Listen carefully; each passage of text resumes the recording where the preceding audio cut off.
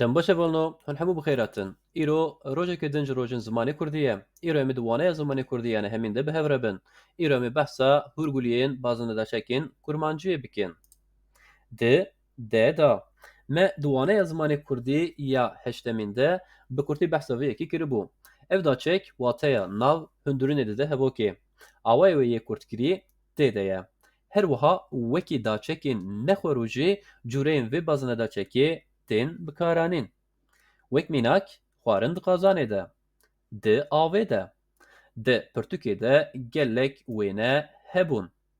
di rêra ev daçek di hevokan de wateya derbasbûnê şopa tevgerekî destnîşan dike her wiha ev daçek bi demêre Kurd bûye û wekî tê re jî tê bikaranîn wek mînak av di qeşayê re wî derziyek tê re kir û pîjik derê xist ji dêda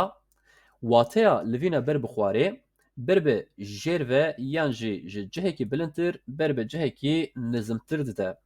wek mînak mirovek ji wê de ji jor deket xwarê ji rêra ev daçek karê ku ji bo yekê tê kirin destnîşan dike û gotinan arasteyî kesinan dike ango ev daçek bi wateya ji bo û bo de jî tê bikaranîn wek mînak mamosteyê ev yek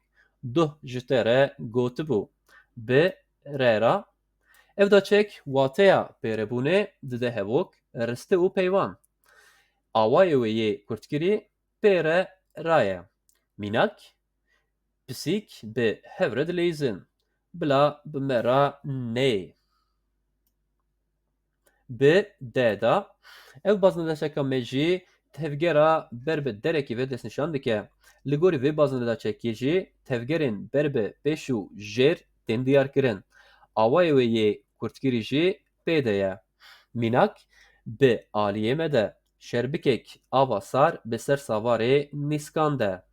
bi veva ev daçek wê wateyê dide ku tiştek bi tiştekî ve yan bi cihekî ve hatiye zelixandin lûsandin yan jî asêkirin awayê wê yê bazinedaçekê yê kinkirî pê ve ye wek mînak mem bi wir ve hilkişiya min wêneyek bi dûwêr ve kir Belê hevalno em hatin dawiya waneya zimanê Kurdî yana hemîn heta waneyekê din bimin di nava xêr û xweşiyê de roja we xweş jiyana we bila Kurdî be